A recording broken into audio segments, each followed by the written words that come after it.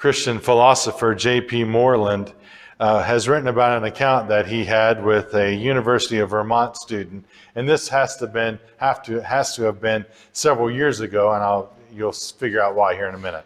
But he had gone to a dorm there to speak, and one of the students stood up and said, "You know what? Whatever is true for you is true for you, and that's great. And if you believe it's true and it helps you, then that's great. But whatever's true for me is true for me. So if it works for you, great, but don't try to force your views on me, since everything is relative." He was clearly stating what he thought to J.P. Moreland. And as their time concluded, Moreland decided to try to, instead of counteract that with a debate or an argument, he just decided, you know what, I'm going to take this student's stereo, I'm going to unplug it and take it. So as he left the meeting together, he unplugged the student's stereo that he had there and started to walk off with it. And the student said, "Hey, what are you doing? You can't do that." And he said, "You're not going to force on me your morals about stealing your stereo being wrong, are you?" And he began to explain to the student that when it's convenient, many people don't care about cheating on exams or sexual morality, but they become moral absolutists in a hurry when it's their things stolen, or when it's their rights infringed on, or when their freedoms are violated. Then they become very selective in what they care about.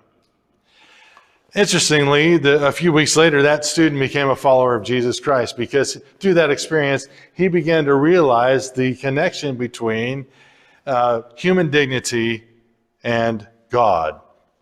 That we all are created in the image of God, and therefore that makes a difference for our lives and how we treat one another.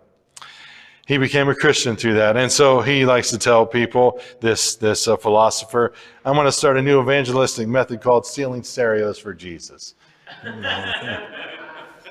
Not really, of course, but in this instance, that's how the Lord used it.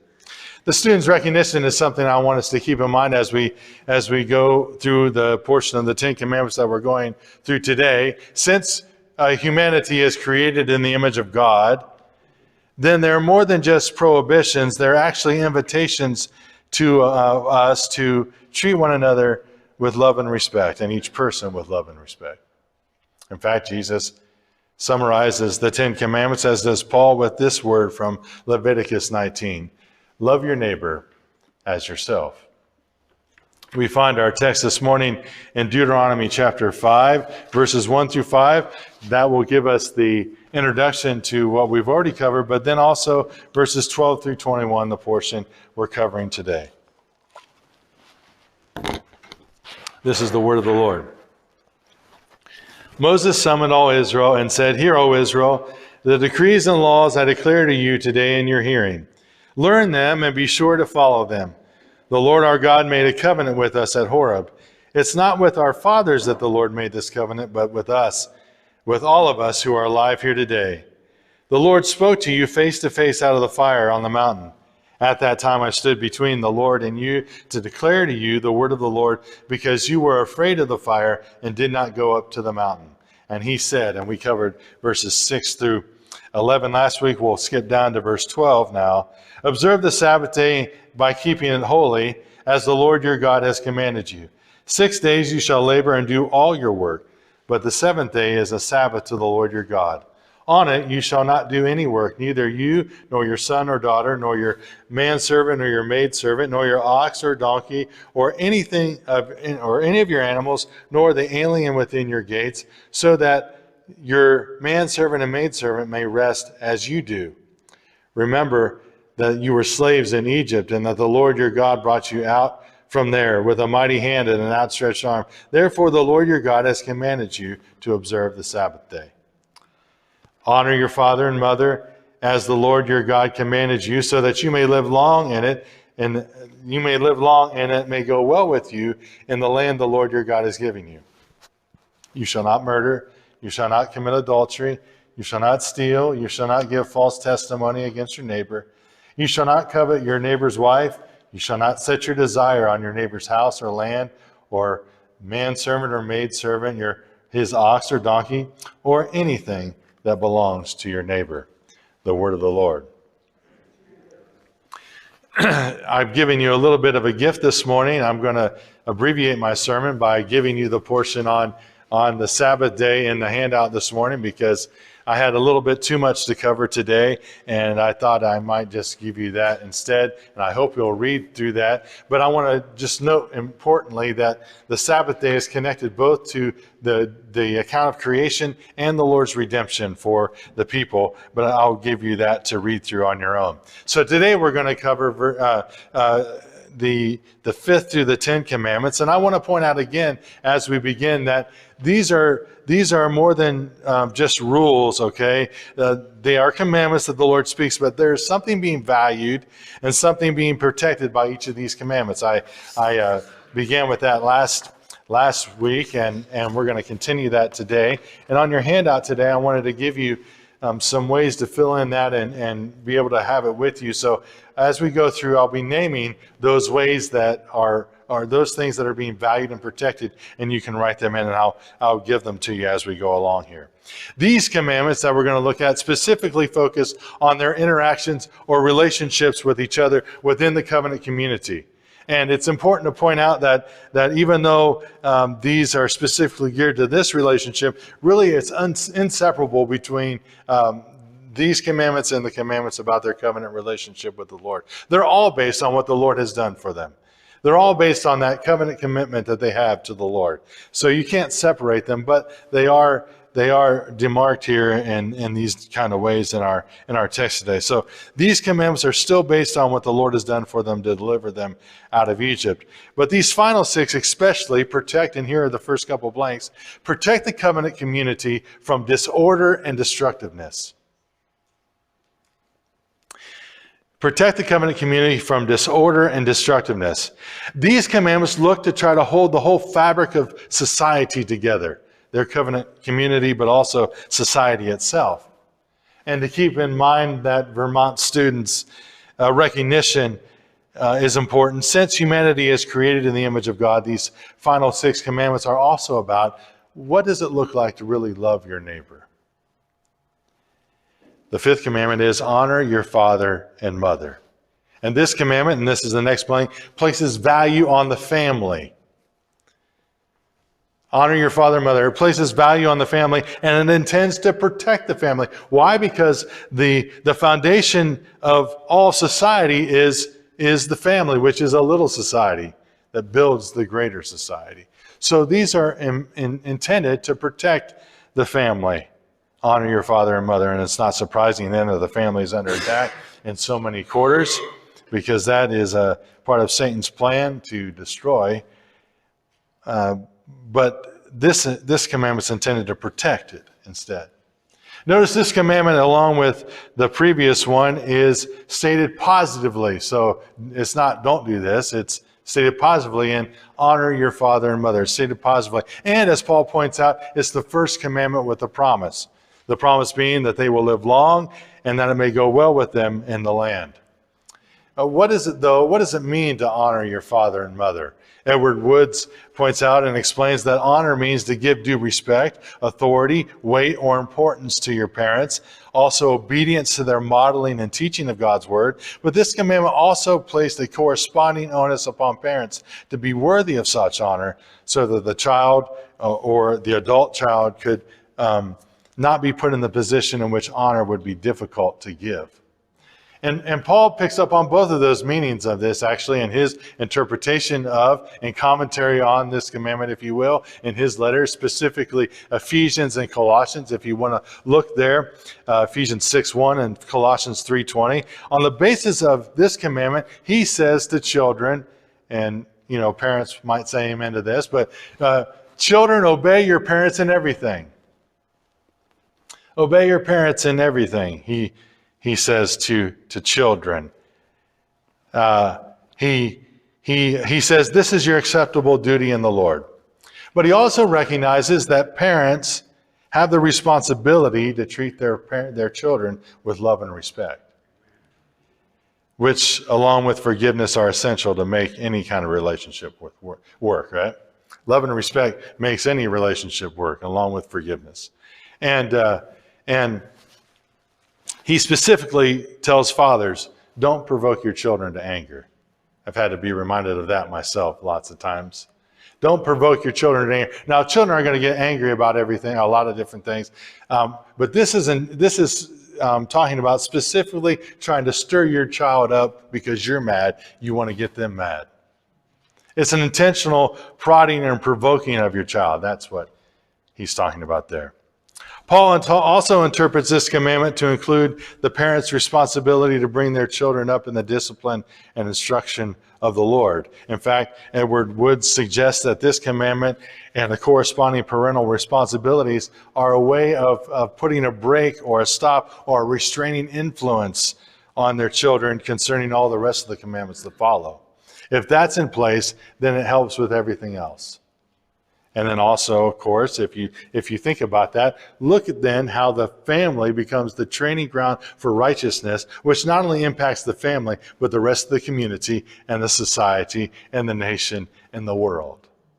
It starts with the family. It starts with the family. Modeling of God's word on the part of parents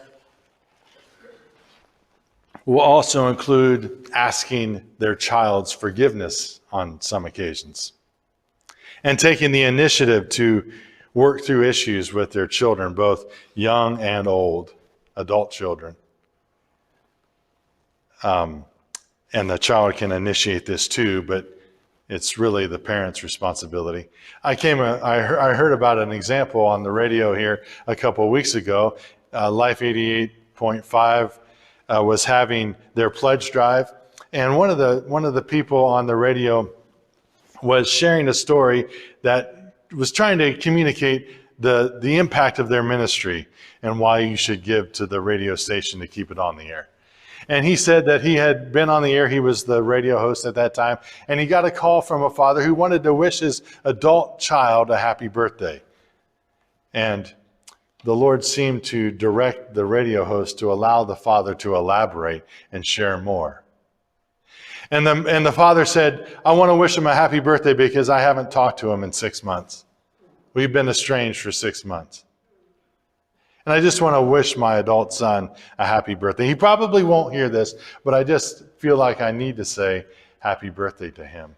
And the host allowed him to share more, and he didn't give the details of what the father shared. But the father later on, a couple of days later, or I don't know how long it was, called back with an update. The father called back with an update and said, you know what, my son doesn't ever listen to your radio station usually. But that day, when I called the radio station, he was riding with a friend who does. And he heard me wish him a happy birthday. And he heard me talk about our relationship. And he came over to my house, and I baked him a cake. And he blew out the candle like he was a little kid, and we embraced and forgave one another. That's the power of God's grace. And you can see how when a family is restored, how that can begin to impact, again, not just that family, but the society and the nation and the world. It begins with the family. And so this commandment begins to protect the stability of the family for that purpose. For that purpose. If families can be restored by the power of grace, then the fabric of society can be too. Stephen Green points out the commandment also has in view the care of our parents when they become older and are unable to care for themselves. He says, it has in view the care of the aged, treatment of old parents with dignity and thoughtfulness by their adult children. Listen, and this is across the board, not just parents. This is across the board for everyone, but he is applying it to parents here. But human beings do not cease to have value and importance when the time of their beneficial labor for the community has run its course. Just because you're old and you can't do the things you used to doesn't mean you no longer have value. No, you're created in the image of God. That's why Tom Stadler there in the nursing home deserves a pastoral visit. Oh, he's he doesn't even know I'm there. No. He's creating the image of God. He's a value. From the cradle to the grave, every human being is a value. Whether or not you can contribute something to the community in some way. Honor your father and mother. That's the fifth commandment. The sixth commandment is do not murder. And actually this last one leads right into this value of life, leads right into the sixth commandment. That's the fourth blank there, the valuing of life with the sixth commandment. That's what's being valued and protected here by the sixth commandment, life. Again, this value is rooted in the fact that humanity is created in the image of God. Its life is valuable. I learned that this word can either refer to accidental killing, but also premeditated killing or murder. But it's clear that this commandment refers to the premeditated kind of killing. The act of homicide, or as one author calls it, the intentional and malicious act of taking a life. In fact, that's clarified because in the previous chapter we didn't cover it, but he talks about the cities of refuge, which were set apart for those who had unintentionally killed somebody, and there was no enmity between them before, and they could flee to one of these cities for protection from a relative who would want to try to get revenge. They're still responsible for the killing, but it's not murder as a premeditated act is. This commandment is saying it's not your life to take. That's what this commandment's saying. It's not your life to take. Don't murder somebody. It's not your life to take. Peter Craigie says, the act of murder involves the abrogation of divine power, the taking away of that which God has given and which God alone could give, namely life itself. To murder someone, and this is so clear in the examples I'm going to give you, to murder someone is to ignore his or her worth in the sight of God and to eliminate them purely for personal purposes and reasons. Robert and Shelley Norris are the founders of Corey's Network. Corey's Network is an organization that provides immediate services and to families surviving homicides, those who have lost a loved one. They advocate for the families. They provide community connection and support. They provide a support group and other needs that they have. Their own son, Corey, and why it's called Corey's Network, he was murdered in 2013. And they rightly wear, I meant to have a picture for you, but they have wristbands that they wear with their organization on it, but they rightly have on there the sixth commandment, you shall not murder. And they can tell you the heartache and brokenness and the destructiveness that comes to not only the family, but the fabric of society when someone's life is taken. It wasn't theirs to take, but someone took the loved one's life. They can tell you all about the destructiveness and pain and the heartache that comes with that. And, of course, the families that they're representing and help, including those in our Remembrance Family Flower Garden. Those families can tell you all about the destructiveness and pain and the disorder that happens when a life is taken by somebody else, and it wasn't their life to take. They can tell you about the destructiveness of that sin. The seventh commandment is, you shall not commit adultery. Adultery is to have sexual relations as a married person with someone else other than your spouse. And the Message puts it positively by saying, be faithful in your marriage. That's part of what the husband and wife do, right? When they stand before God and the church and witnesses to get married, they make those vows of commitment to one another, right? The husbands ask this, will you love, honor, and keep her in sickness and health, forsaking all others, keeping yourself only unto her, so long as you both shall live? And then the wife is asked the same thing, right? They're asked to make this commitment to one another. And adultery obliterates that trust and that vow. in the next blanks there. So this commandment values marriage and lifelong commitment. This commandment to don't commit adultery values marriage and lifelong commitment, which also then protects the stability of the family.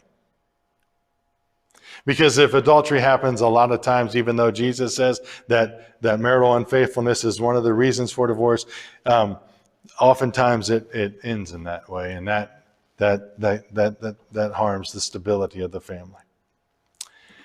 The 8th commandment, you shall not steal. This commandment, and this is your next blank, values respect for another person's property. Respect for another person's property or possessions. Some suggest that this is referring to kidnapping, but this covers all incidents when a person lays hands on another person's goods or possessions to take it for themselves. And today we can include digital or intellectual property with that as well. Stealing also breaks. If you think about it, think about how stealing somebody else's possessions begins to break down trust and brings disorder in a community. In fact, if you've ever been stolen from, think about it. You take that as a personal violation of your space and your family and things, depending on where it happened, even more personal, right? And part of the personal violation is you know that person didn't care about you at all. They just wanted your stuff.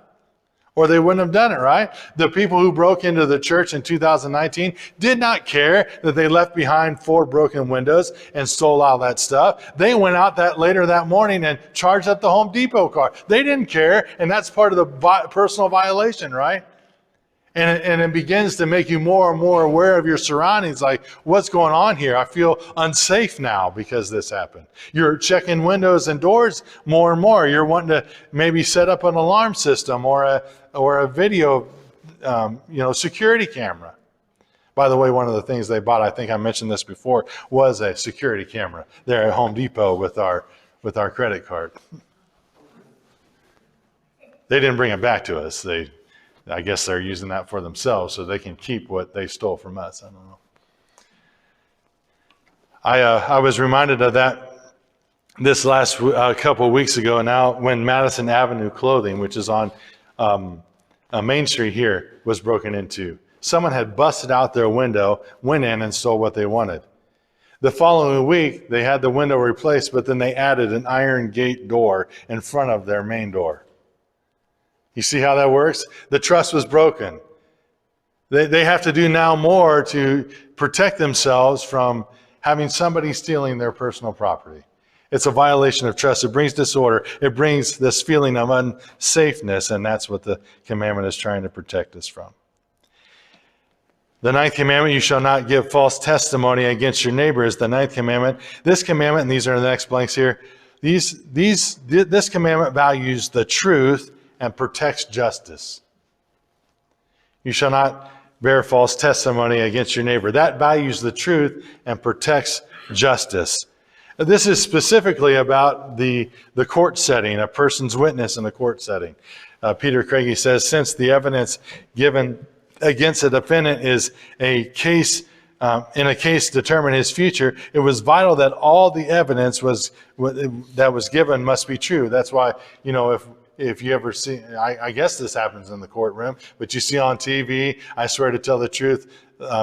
What is it? Tell the whole truth and nothing but the truth, so help me God. They want the truth, right? Because if you don't have the truth, then you're not going to be able to make a fair judgment on the case. So to bring false witness against a fellow member of the community not only would breach that trust, but would involve lying and forms of deception and would be motivated by self-interest, he says. And even if it wasn't successful in that he was trying to get his neighbor in trouble, it still would cast doubt then on the neighbor's personal character. It would bring slander upon the person's name, even if it wasn't true. And you can read about a further protection of that's made in Deuteronomy 17 and 19. A person can't be indicted except on the account of 2 or 3 witnesses. So it's trying to guard against the false testimony. But still, false testimony is an attempt to pervert justice or slander another person. In other words, to state it more positively, truth-telling is essential for community. Truth-telling is essential for truth-telling. It helps guard against the perversion of justice, but this goes beyond the court setting as well, doesn't it? Many point this out. Truth goes beyond just the court setting that's being named here. Truth is essential and is one of the bases for our relationships, right? If you can't trust one another, then what kind of relationship do you really have? Stephen Green says, when words can no longer be trusted, but are used for the purpose of deception, the whole community is in jeopardy. You shall not covet is the final commandment. Anything that belongs to your neighbor, that's the last phrase of the verse here. This commandment, this is their next slot here. This commandment values contentment with what you have. This commandment values contentment with what you have. But this commandment is different, notice, than all the other commandments in that it is not singling out an action. It's singling out an inner motivation and attitude toward the neighbor. It's completely different. To covet, I learn, refers to an inordinate, ungoverned, selfish desire for what belongs to another. And as many point out again, this is at the heart of a person. This is the inner motivation. And so what's listed here in our text isn't an exhaustive list of things that can be coveted, desired, right? Because the final phrase kind of sums it all up when it says, or whatever belongs to your neighbor. And if you think about it a little bit, coveting can lead to breaking all the other commandments. Consider King David's situation. Consider King David. King David provides a good case study in this regard. He lusts after Bathsheba from the roof of his house, or in the words of the commandment, he covets his neighbor's wife. And then, even though he's told that Bathsheba is Uriah the Hittite's wife, he doesn't care. He calls her in and he lays with her and thereby commits adultery. And then she becomes pregnant, and so he begins to weave a deceptive plan to try to cover up what he had done. But because of Uriah's integrity, he has to resort to having Uriah killed.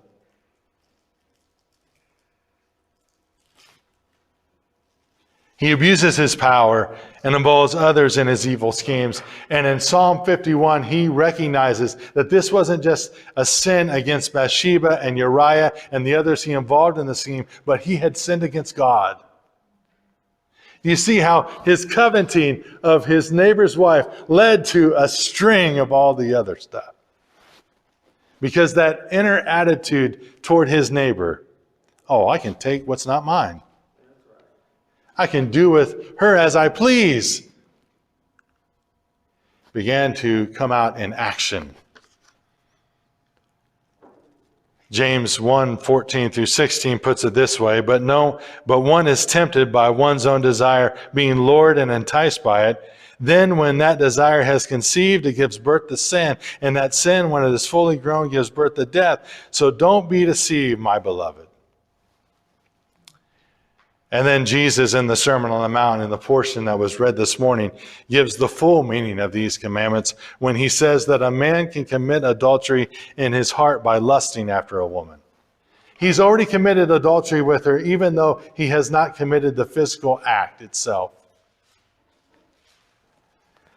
And then about anger or about murder, Jesus says, but I say to you that if you are angry with your brother or sister, you are liable to judgment. And that is why we need the announcement of the good news of the gospel, that there is grace in the forgiveness of sins, because there's no way that we could live all of this out perfectly. But he does give us the power to walk with him. This commandment in Jesus' teaching calls God's people then, the next slot, to guard their hearts. To guard their hearts from having such a covetous eye. This is from Proverbs 4:23. Guard your hearts, for it is the wellspring of life. Guard your hearts from such a desire, because that will lead to doing what's ever necessary. If we say yes to those desires, it'll give in to doing whatever is necessary to get what we have coveted. But even if it doesn't lead to the act, Peter Craigie says, it still betrays the same wrong attitude toward our neighbor. And that's what these commandments are about. These are about the relationships that we have with one another in the covenant community, but also with others in our extended families and neighbors and so on. I've suggested that something is being valued and something is being protected by each of these commandments. The God-intended protection of these commandments are more than rules again, but do you notice how they are for our good?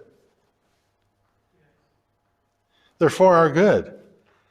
These protections protect the community from disorder and destructiveness. They protect the stability of the family and thereby society. They protect justice from being miscarried. And notice the values that each of these commandments hold on to and are founded on. The biblical values of family and life and marriage and lifelong commitment and respect for another person's property and truth and contentment all convey the right attitude toward our neighbor and toward one another. That's the fabric that will hold a community together, that will hold a family together. Think about it just for a minute, how a family and society breaks down when there is a total disregard for respect and trust and responsibility of another person. But also, on the flip side, imagine the peace that could pervade families and societies and nations if these values were embraced and lived out by the power of the Holy Spirit.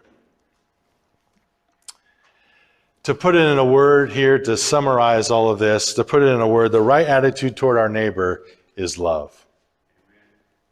That's your next blank there. The last one, I think. The right attitude toward our neighbor is love. Jesus quotes Leviticus 19 again. He says, love your neighbor as yourself. That's the kingdom way.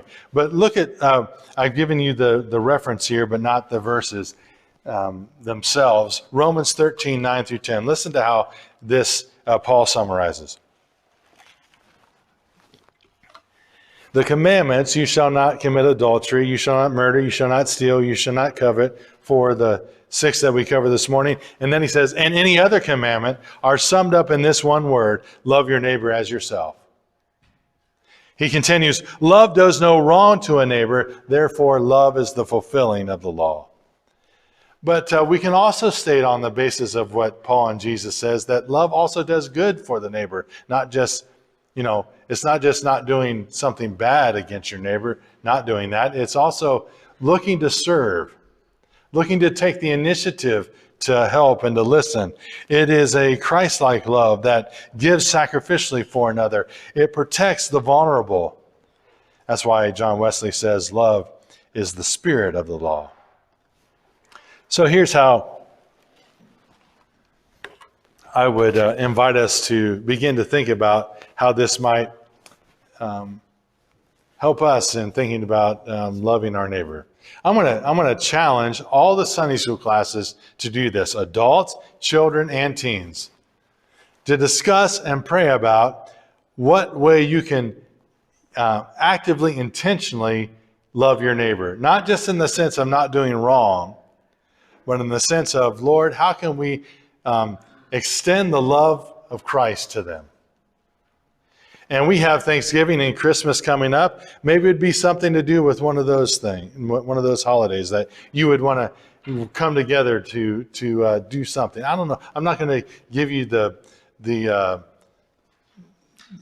specifics of what you have to do or something. But I just want to challenge you to begin thinking about, well, what does it mean to love our neighbor?